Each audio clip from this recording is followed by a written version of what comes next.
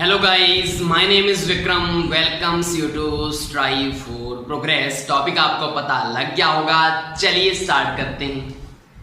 तो यहाँ पे हमारे जो आपको ये डायग्राम दिख रहा है, ये हमारे क्या है, लंग्स हैं। लंग्स कहाँ पे हैं आपको पता होगा। ये वाला जो ऊपर वाला थोरेसिक कैविटी है, यहाँ पे क्या होते हैं, लंग्स होती हैं। और इसको एब्डोमिनल कैविटी से कौन अलग करता है, डायाफ्राम, जो क्या है, एक मस्कुलर ऑर्गन है। तो यहाँ पे मैंने आपको एक डायाफ्राम दिखाया हुआ है, क्लियर। तो ये क्या करेगा, एब्डोमिनल कैविटी से इसको क्या करेगा, अलग करेगा। और ये किससे प्रोटेक्ट होते हैं, वैसे रिब केज से क्या होंगे, ये प्रोटेक्ट होंगे। और यहाँ पे जो लेफ्ट लंग आपको दिख रहा है, ये वाला क्या है, लेफ्ट लंग है, और ये वाला क्या है, राइट लंग है। तो लेफ्ट लंग में यहाँ पे बेस पे क्या पड़ा होता है, हार्ट पड़ा होता है। तो ये थोड़ा सा क्या होगा, स्मॉल होगा, किससे, राइट लंग से। अब हम अगर बात करें, जो लंग है उसका मेन काम क्या है, रेस्पिरेशन में, रेस्पिरेटरी सिस्टम में उसका क्या है, काम है, फंक्शन है। फंक्शन हम आगे भी देखेंगे और सारे। उससे पहले हम इसके कलर की बात कर लेते हैं। तो जो लंग्स होते हैं, इनका कलर होता है पिंकिश, पिंक सा कलर होता है इनका। और अगर शेप की बात करें तो हम इसको बोल सकते हैं कि ये कोन शेप्ड होती हैं। जैसे कोन जो है अपसाइड डाउन पड़े हुए हैं, दो कोन्स, वैसे इनकी शेप है। तो यहां पे मैं शेप क्या लिख सकता हूं कि ये कोन शेप होते हैं, क्लियर। अब उसके बाद मैंने आपको बता दिया कि इसमें एक तो लेफ्ट लंग होता है, एक राइट लंग होता है। तो लेफ्ट लंग में आगे लोब्स होती हैं, मतलब आगे इसके पार्ट्स बनाए हुए हैं। तो लेफ्ट लंग में तो लोब्स कितनी होती हैं, 2। और जो राइट लंग है उसमें लोब्स होती हैं 3, क्लियर। अब जो लेफ्ट लंग है आपका, इसमें तो 2 लोब्स होंगी, और जो राइट लंग है इसमें कितनी होंगी, 3 लोब्स। अब उनके नाम क्या क्या है, देखो। जो राइट लंग है, इसमें जो एक लोब होती है, इसको बोलते हैं सुपीरियर, सुपीरियर लोब। उसके बाद जो मिडल में होती है उसको मिडल लोब बोलेंगे, और उसके बाद इंफीरियर लोब। लेकिन यहां पे सिर्फ क्या है, 2 लोब हैं। तो यहां पे मिडल वाली जो है वो मिसिंग होती है। तो यहां पे सुपीरियर लोब और दूसरी कौन सी होगी, इंफीरियर लोब, क्लियर। यहां पे लोब्स हो गया। अब ये जो लोब्स हैं वो आपस में डिवाइड किससे होती हैं, यहां पे एक टिश्यू होता है जिसको क्या बोलते हैं, फिशर्स। फिशर्स एक क्या है, टिश्यू है, जो इन लोब्स को क्या करता है, डिफरेंशिएट करता है, अलग अलग करता है। एक टिश्यू है थिन लेयर का, ठीक है, जिसको क्या बोलते हैं, फिशर्स बोलते हैं, जो बीच में दरारें सी बनाएगा, अलग अलग लोब को अलग अलग कर देगा, ठीक है। उसके बाद हम इसके डायग्राम पे आते हैं। यहां पे ये ऊपर जो आपको दिख रही है, इसको बोलते हैं ट्रैकिया। इसको ट्रैकिया बोल दो, या इसको बोल दो विंड पाइप, जहां से जो हवा है, ऑक्सीजन है, एयर है, जो एयर है वो हमारे नोज से होकर किस में जाएगी, ट्रैकिया में जाएगी। ट्रैकिया के बाद जो ये एयर है वो जाती है आगे ट्यूब्स में। ये मैंने यहाँ पे इधर एक ट्यूब बना रखी है, एक इधर, मतलब ये ट्यूब्स में डिवाइड होगी। इन ट्यूब्स को बोलते हैं ब्रोंकाई। क्या बोलेंगे इसको, ब्रोंकाई बोलेंगे। तो यहाँ पे एयर ऊपर से एक इधर चला गया ट्यूब, और एक लेफ्ट लंग में चला गया ट्यूब।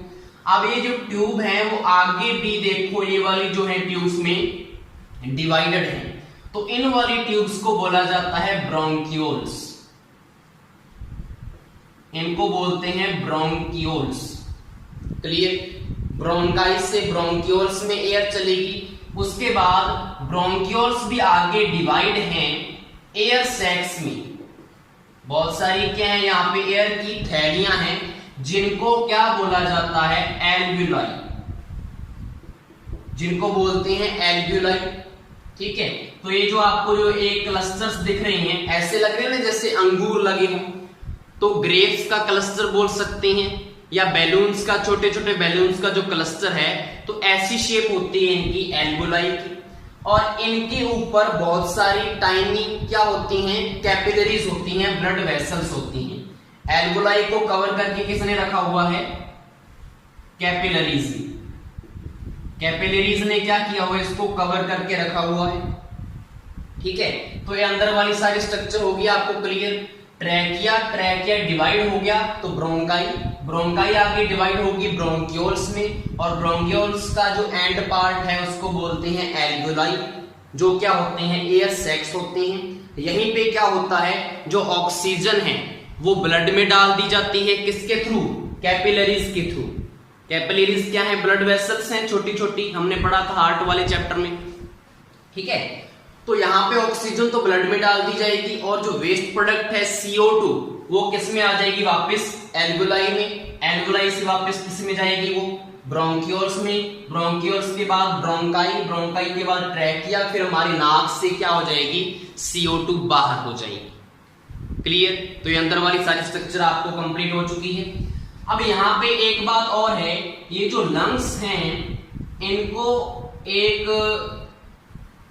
थिन मेम्ब्रेन जो है वो प्रोटेक्ट करके रखता है, और उस थिन मेम्ब्रेन को हम क्या बोलेंगे, उसको बोला जाता है प्लूरा। उसको क्या बोलते हैं, प्लूरा बोलते हैं। जो हमारे लंग्स के चारों तरफ क्या हुआ है, फैला हुआ है, जो इसको लंग्स को प्रोटेक्ट कर रहा है, इसको बोलते हैं प्लूरा।